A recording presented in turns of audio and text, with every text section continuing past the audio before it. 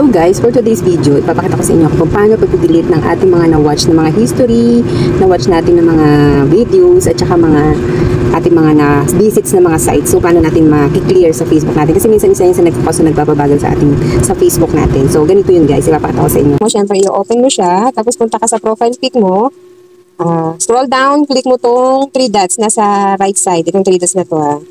And then, siyempre, hanapin mo yung activity log. Click mo yan.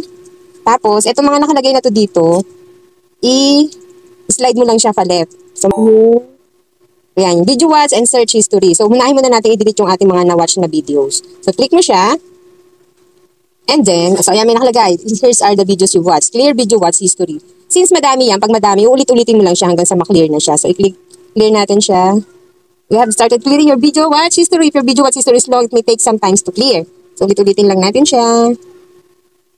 Since sobrang dami ata. O, konti na lang. Yan. Nasa maubos siya, guys. O, yan na. No items na siya. Video watch, no items na. So, balik naman tayo dito sa search history. I-click naman natin itong clear search history. So, ulit-ulitin lang natin para siya ma-clear.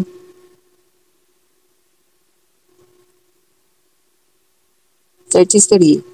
So, ayan. No items na. Wala na. So, ganun lang, guys. So, now check naman natin ulit kung meron pa ulit tayong search history. Click lang ulit. And then, balik doon. Activity log. So, slide left. Video search. No more na. So, click naman natin yung search history. So, yan lang. Yung Facebook lang yung aking binisita kanina. So, that's it.